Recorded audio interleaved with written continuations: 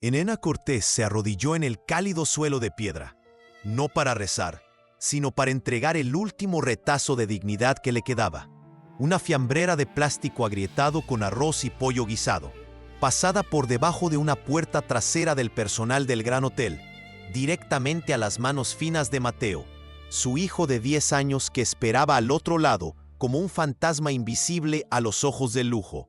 El sol de Málaga no perdonaba. El mármol del Gran Hotel, Sol de Levante de la familia de la Vega, reflejaba la luz con crueldad quirúrgica, quemando las rodillas de Elena a través del fino pantalón de su uniforme.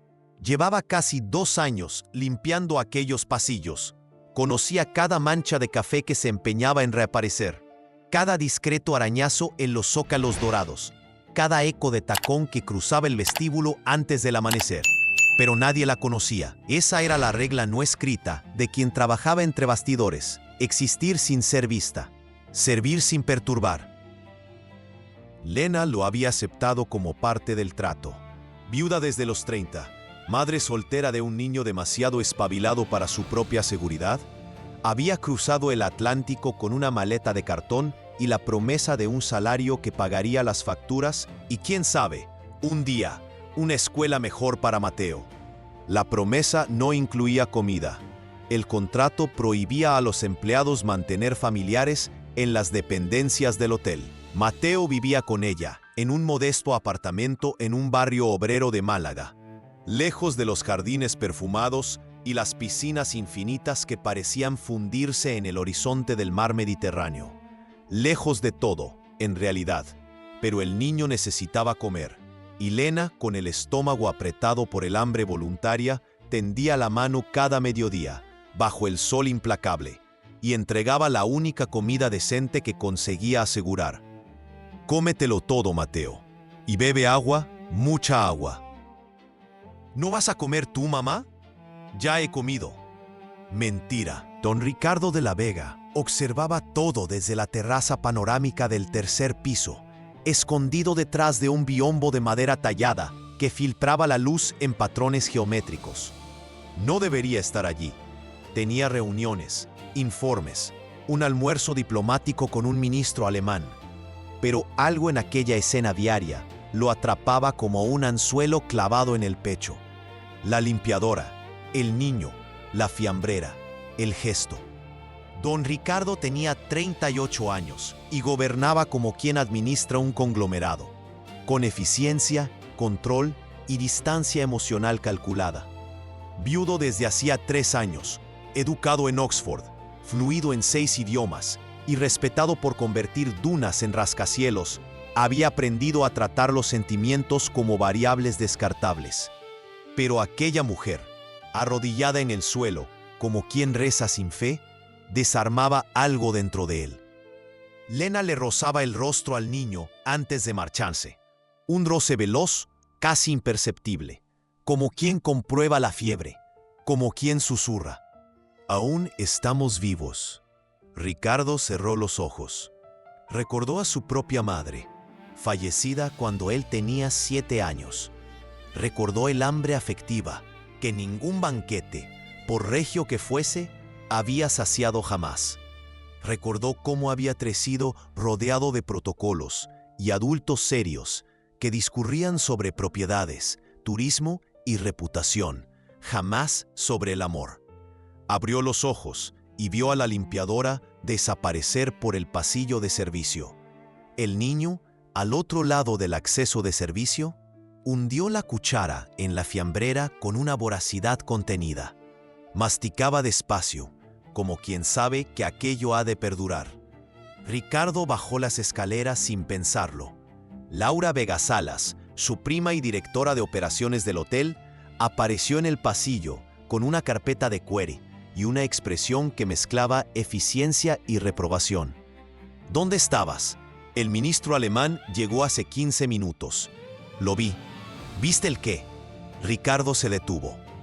Miró a Laura con esa intensidad que ella reconocía desde la infancia. Era la mirada que anunciaba cambios. La limpiadora andaluza, Lena, ¿verdad? Tiene un hijo. Lo sabemos. Mintió en el formulario. pero como no ha causado problemas, lo hemos pasado por alto. ¿Por qué? Porque quiero que entre. Silencio. Laura parpadeó 2 veces, como quien procesa una frase en un idioma extranjero. ¿Que entre dónde? En el hotel, por la puerta principal, con una acreditación, con derecho a comedor. Laura Vega Salas no era conocida precisamente por su paciencia, sino por décadas de entrenamiento en diplomacia corporativa. Respiró hondo, se ajustó la carpeta en la cadera y encaró a su primo con el tipo de mirada que las directoras de operaciones reservan para marqueses que pierden el juicio. Ricardo, ¿comprendes lo que estás pidiendo? Tenemos normas, protocolos, imagen. Si empezamos a permitir que los empleados, que las madres alimenten a sus propios hijos, la interrupción fue seca. Laura se quedó muda. No es sobre alimentar, es sobre límites. Este hotel hospeda a jefes de Estado, Ricardo. Realeza europea, magnates. Esperan discreción, esperan orden. ¿Y esperan que las limpiadoras mientan sobre haber comido para que los niños no pasen hambre? Laura apretó los labios. Conocía ese tono. Ricardo estaba decidido. Y cuando Ricardo decidía algo, mover montañas era más sencillo que hacerle retroceder. Vas a sentar un precedente peligroso. Bien, Ricardo, Laura, escucha. He pasado 3 años administrando este lugar como si fuera una máquina. Beneficio, eficiencia, reputación. Y funciona.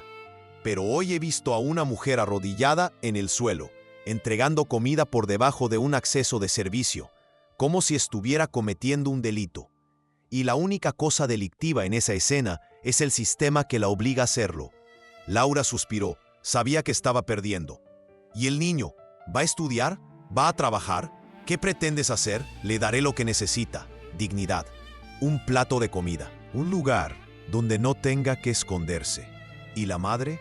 Seguirá trabajando, con el mismo salario, sin favores, solo justicia. Laura negó con la cabeza. No estaba de acuerdo, pero lo entendía. Don Ricardo no estaba siendo impulsivo, estaba siendo humano. Y eso, en un lugar como aquel, era caso y revolucionario. Conseguiré el distintivo, pero si esto sale a la luz, si alguien de la prensa, déjalo en mis manos. Don Ricardo salió antes de que Laura pudiera replicar más. Sabía exactamente dónde encontrar a Lena. Bajó al subsuelo, atravesó el corredor de servicio donde el aire acondicionado central zumbaba como una colmena, y se detuvo frente al cuarto de limpieza. Lena estaba allí, el pelo recogido en un moño tirante, guantes de goma hasta los codos, fregando un cubo de acero inoxidable con un estropajo gastado. Ella levantó la vista y se quedó helada. Un marqués, en el depósito de limpieza.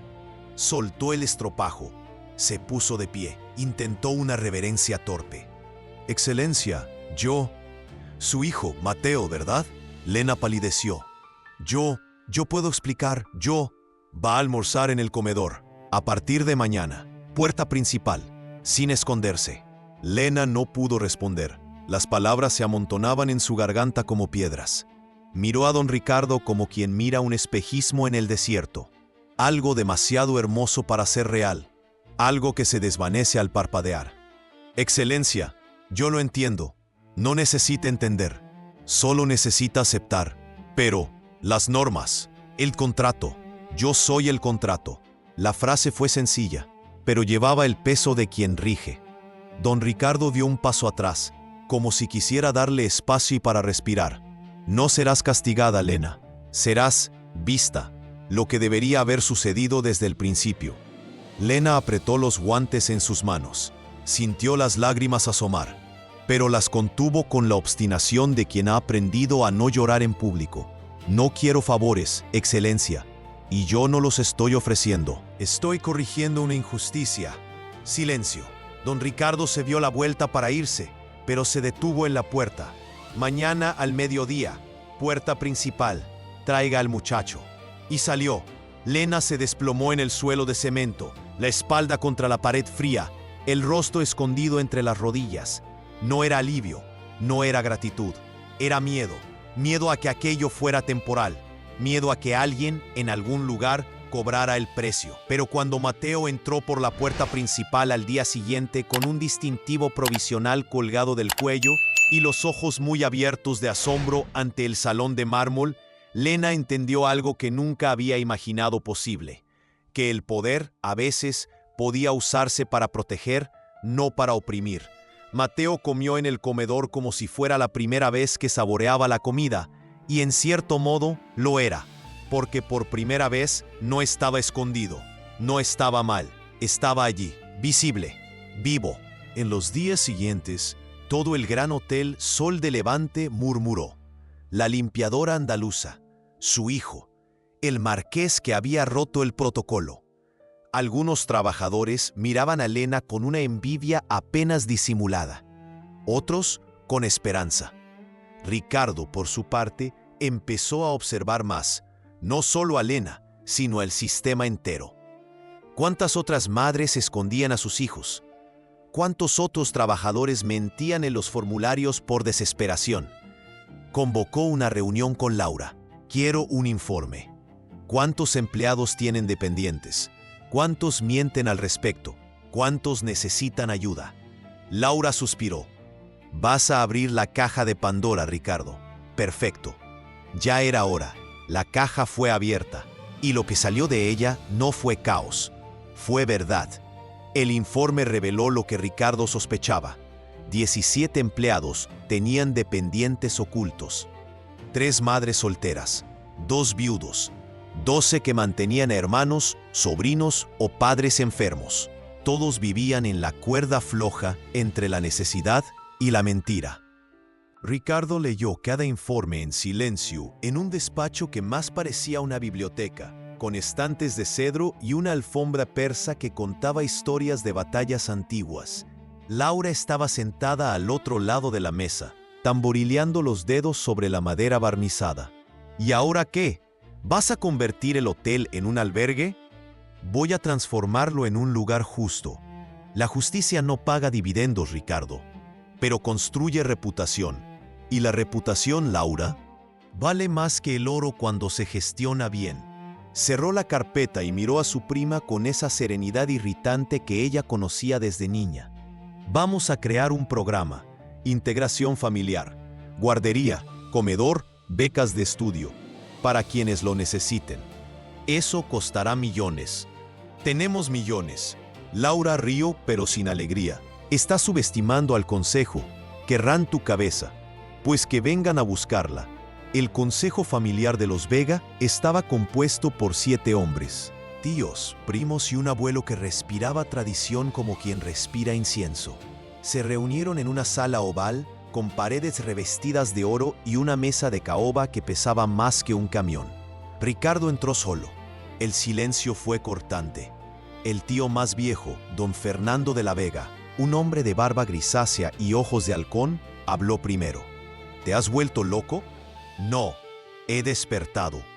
Estás poniendo a una limpiadora y a su hijo en el escaparate de nuestro hotel. Estás alimentando rumores. Estás destruyendo nuestra imagen. ¿Sobre qué cimiento se construye nuestra imagen, tío? ¿Mármol? ¿Oro? ¿O sobre las espaldas de quien lo pule? Don Fernando golpeó la mano en la mesa. Eres un marqués, Ricardo, no un asistente social. ¿Y qué debería ser un marqués? ¿Alguien que gobierna o alguien que simplemente acumula? El debate duró horas. Las voces se alzaron. Se lanzaron acusaciones. Ricardo fue tildado de ingenuo, imprudente, peligroso. Pero él no retrocedió. O cambiamos o nos volvemos irrelevantes. El mundo nos observa y no perdona la hipocresía. Al final, el consejo cedió. No por acuerdo, sino por un cálculo pragmático. Ricardo era popular. Contaba con apoyo internacional, y la opinión pública, aunque volátil, sentía un peculiar afecto por las historias de redención. El programa Puertas Abiertas fue anunciado 3 semanas después. Lena fue llamada al despacho de Ricardo. Entró con la misma torpe reverencia, pero esta vez, él le pidió que se sentara. «Usted va a coordinar el programa». Lena parpadeó. «Yo soy limpiadora, Excelencia». Y es precisamente por eso que usted comprende lo que necesitan. Lena aceptó, pero no sin condiciones. Exigió un contrato claro, un salario ajustado y autonomía en la toma de decisiones. Ricardo accedió sin dudar, y así, la limpiadora que escondía a su hijo se convirtió en la voz de aquellos que nunca habían sido escuchados. El programa comenzó con modestia. 5 plazas, una guardería improvisada, un comedor ampliado. Pero creció con rapidez. Trabajadores que antes vivían en la sombra comenzaron a aparecer. Surgieron historias. Los rostros adquirieron nombre. Ricardo observaba todo desde la distancia, pero Lena sabía que él estaba cerca. Aparecía en el comedor, conversaba con los empleados, aprendía sus nombres, y siempre que veía a Mateo, se detenía para preguntar sobre la escuela, sobre sus dibujos, sobre sus sueños. Mateo, por su parte, floreció. Dibujaba caballos con precisión de arquitecto. Aprendía árabe con la misma facilidad con que respiraba, y empezó a llamar a Ricardo tío Ricardo, con una intimidad que desarmaba cualquier protocolo. Fue Mateo quien un día preguntó: «Tío Ricardo, ¿por qué nunca sonríes?». Ricardo se detuvo, miró al niño. «Yo sonrío». «No, haces ese gesto con la boca, pero los ojos permanecen tristes». Lena, que estaba cerca, se paralizó. Esperaba que Ricardo se ofendiera.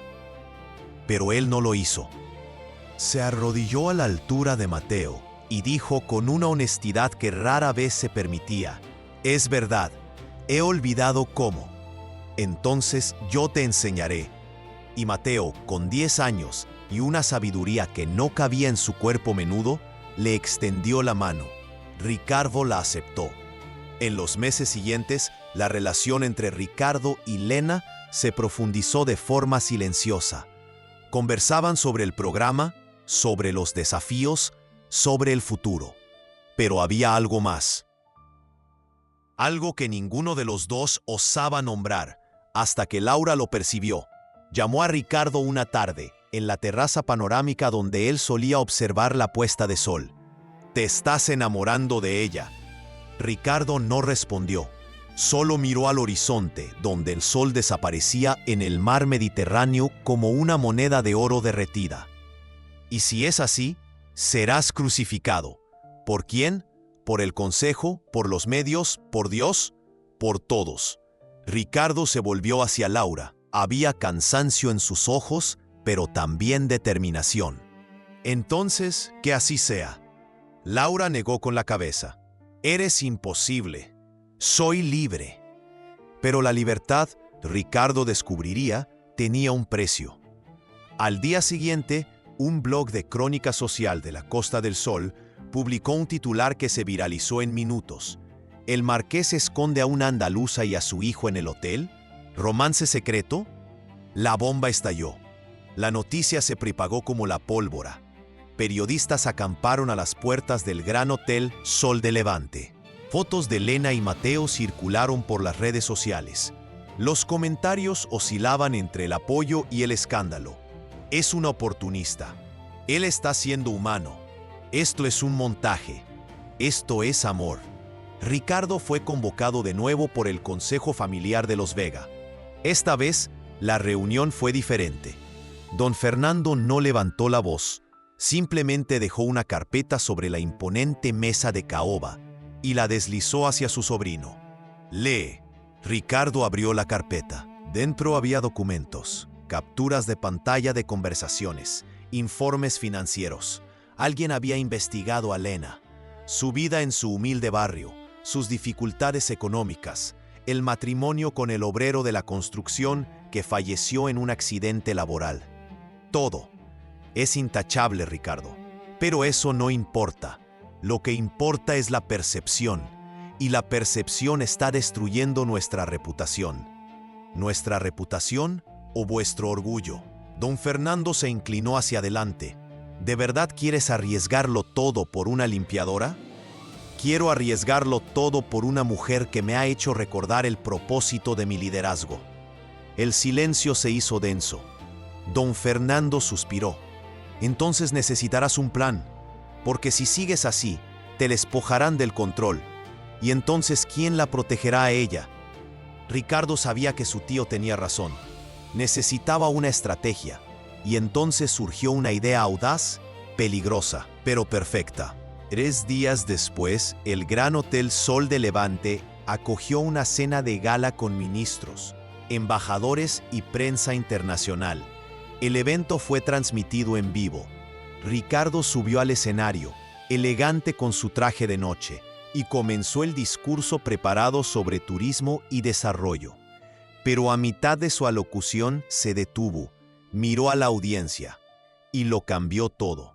Señoras y señores, quiero contarles una historia. La historia de una mujer que, con poco más que una maleta de cartón y un hijo en sus brazos, se abrió camino en esta ciudad. Una mujer que trabajó en este hotel durante 2 años, limpiando el suelo que ustedes pisan, sin ser jamás percibida. Una mujer que cada día compartía su propia comida con su hijo porque el sistema que habíamos creado no permitía otra opción. La audiencia se quedó paralizada. Vi a esa mujer arrodillada en una puerta de servicio, entregando una fiambrera. Y en ese instante, comprendí algo que ninguna conferencia me había enseñado: que el liderazgo no consiste en construir palacios, consiste en decidir de qué lado de la puerta te posicionas. Laura, sentada en la primera fila, cerró los ojos. Sabía que no había marcha atrás. Ricardo continuó. Elena Cortés me ha enseñado más sobre el verdadero significado de gobernar con un simple gesto que todos mis años en Oxford.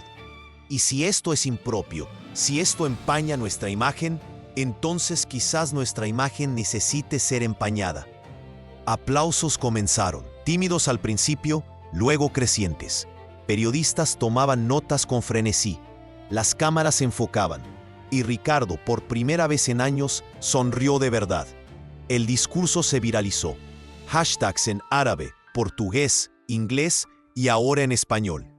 Hashtag La Puerta del Sol. Hashtag Liderazgo Humano. Hashtag Lena y Ricardo. La opinión pública, sorprendentemente, dio un vuelco. Trabajadores migrantes de todo el mundo compartieron sus historias. Madres invisibles hallaron su voz. Y Ricardo, que esperaba ser crucificado, fue celebrado. Pero no todo era victoria. Laura, que siempre había sido leal, se sintió traicionada. No por la decisión de Ricardo, sino por la forma. Él la había expuesto. Había expuesto el resort. Había expuesto a la familia de la Vega. Y ella, que había dedicado su vida a proteger la imagen de los Vega, sintió que su trabajo había sido tirado por la borda. Pidió su traslado. Ricardo aceptó, no sin pesar. Sabía que había perdido una aliada, pero había ganado algo mayor: coherencia. Lena, por su parte, estaba asustada. La fama era asfixiante. Los reporteros la asediaban. Desconocidos la paraban por la calle. Y Mateo, que siempre había sido un niño discreto, ahora era el niño de la historia. Ella buscó a Ricardo una tarde cálida, en la terraza panorámica donde todo había comenzado. «Quiero irme». Ricardo la miró perplejo. «¿Irte del programa?»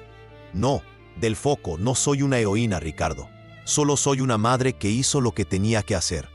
«Oye, y es precisamente por eso que eres importante». «No quiero ser importante, quiero ser invisible de nuevo».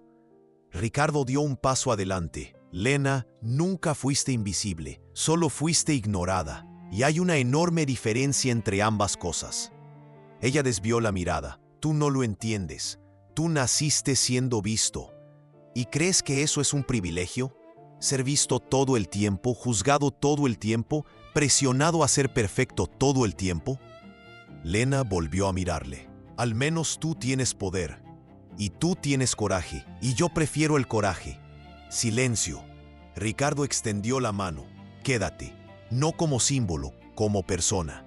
Lena titubeó, pero aceptó la mano. Y en aquel gesto sencillo, algo cambió. Ya no se trataba del programa, ni del resort, ni del mundo. Se trataba de ellos. En los días siguientes, Ricardo comenzó a pasar más tiempo con Lena y Mateo. Cenaban juntos, hablaban de planes, reían con chistes tontos. Y Ricardo, que había olvidado cómo sonreír, reencontró el camino. Hasta que una noche, Mateo preguntó: Tío Ricardo, ¿te gusta mi madre? Lena casi se ahoga. Ricardo, sin embargo, respondió con honestidad. Sí, mucho. Mateo sonrió. Entonces, ¿por qué no la besas? Lena se sonrojó. Ricardo rió. Y Mateo, satisfecho con la confusión que había provocado, salió corriendo a jugar al jardín. Lena y Ricardo se quedaron solos. El aire estaba cálido, denso, cargado de cosas no dichas. Perdona, Lena murmuró. Es un niño, y los niños dicen la verdad. Lena miró a Ricardo. Lo miró de verdad. Y no vio al marqués, no vio al poderoso propietario, sino al hombre cansado, solitario, que cargaba el peso de un linaje en sus hombros y que por algún milagro había elegido posar su mirada sobre ella. Ricardo, yo no puedo. ¿Por qué? Porque soy limpiadora, porque soy viuda, porque soy nada. Ricardo dio un paso adelante. Tú lo eres todo. No lo soy. Tú eres la única persona que me ve, no como marqués, no como un de la Vega. Como Ricardo. Lena sintió que las lágrimas le asomaban. ¿Y qué quieres de mí? Quiero caminar a tu lado, sin promesas vacías, sin redención, solo compañía. Sabes lo que dirán y he dejado de importarme. Lena respiró hondo. No quiero ser salvada, Ricardo. Quiero ser respetada. Entonces te respeto. Y él esperó. No avanzó, no forzó. Simplemente esperó. Lena entonces dio el paso, no como quien se rinde, sino como quien elige. Y en aquel beso hubo promesa, verdad y, finalmente, libertad. Meses después, el programa Puertas Abiertas fue lanzado oficialmente en una ceremonia multitudinaria, con autoridades, prensa y trabajadores. Lena subió al estrado, no como musa, sino como coordinadora. Habló sobre dignidad, sobre respeto, sobre el derecho a existir, sin necesidad de fingir. Y la audiencia, compuesta por personas que barrían suelos, fregaban platos y cargaban maletas, aplaudió de pie. Ricardo, sentado en la primera fila, aplaudió también. Y cuando sus miradas se encontraron, hubo comprensión mutua. Aquel amor no era una concesión, era una construcción. Aquella noche, en la terraza panorámica del hotel, Ricardo ofreció a Lena una pulsera de plata, grabada en español: quien alimenta al otro, alimenta a Dios. Es un compromiso, dijo él, no para salvarme, sino para que caminemos juntos. Lena aceptó, pero hizo una exigencia: yo sigo trabajando, al menos un día a la semana, en el sector de limpieza. Ricardo sonrió. ¿Por qué? Para recordar de dónde vengo y para recordar a las demás que la ascensión no borra el origen. De acuerdo. Y en aquel acuerdo sencillo nació un matrimonio, no de cuento de hadas, sino de verdad. La boda fue discreta, solo la familia cercana, amigos y los empleados del programa Puertas Abiertas. Sin ostentación, sin focos innecesarios, solo testigos de una historia que había comenzado con humillación y terminaba con dignidad. Mateo fue el pajecito. Vestido con un pequeño traje de ceremonia, llevó las alianzas con cómica seriedad. Y cuando el juez de paz preguntó si Ricardo aceptaba a Lena como esposa, el niño gritó: «Él acepta», antes de que el novio pudiera responder. Las risas estallaron. Ricardo miró a Mateo y dijo: «Gracias, pequeño arquitecto, pero quería decirlo yo solo». Y lo dijo, con voz firme, los ojos fijos en Lena. «Sí, acepto». Lena, por su parte, aceptó también, sin vacilación, sin miedo. En los meses siguientes, el Gran Hotel Sol de Levante cambió. No de forma radical, pero sí visiblemente. Los empleados tenían voz, las familias eran integradas, y la reputación de los de la Vega, al contrario de lo que Laura temía, mejoró. Porque las historias de justicia venden mejor que las de lujo vacío. Mateo creció. A sus 12 años, inauguró un mural en la nueva ala hospitalaria del Gran Hotel. Una puerta abierta al mar. Sencillo, poderoso. Lena continuó trabajando. Un día a la semana, volvía al departamento de limpieza. No por obligación, sino por elección. Y las nuevas empleadas, al verla de uniforme, comprendían. La ascensión no borra el origen, lo transforma. Don Ricardo, por su parte, gobernaba de manera distinta. Todavía tenía reuniones, informes, alianzas. Pero ahora, antes de firmar cualquier documento, preguntaba, ¿de qué lado del portón estoy quedando? Y cuando la respuesta era incierta, retrocedía. Una noche, en la misma terraza donde todo había comenzado, don Ricardo y Lena se sentaron uno al lado del otro, observando el Mediterráneo brillar bajo la luna llena. ¿Te arrepientes?, preguntó Lena. ¿De qué? De haber roto las reglas, de haberlo arriesgado todo. Don Ricardo pensó, me arrepiento de haber tardado tanto. Lena sonrió. ¿Y ahora? Ahora he aprendido que el amor no es un secreto, es política. Porque cuando eliges amar a alguien, eliges cambiar el mundo a tu alrededor. Lena apoyó la cabeza en su hombro. Tú cambiaste el mío. Y tú cambiaste el mío. Un silencio cómodo. Mateo apareció corriendo, interrumpiendo el momento. Mira lo que he dibujado. Era un caballo. Pero no cualquier caballo. Era aquel caballo del establo. El mismo que se había tranquilizado bajo el toque del niño años atrás. Don Ricardo cogió el dibujo. Lo admiró y dijo, vas a ser un gran arquitecto, Mateo. ¡O marqués! Lena y don Ricardo rieron. Quizás las dos cosas, dijo don Ricardo. Y allí, bajo la luna de Málaga, entre el mármol y la sencillez de sus raíces, una familia improbable probó que el amor, cuando se niega a ser secreto, no solo cambia destinos, cambia reinos.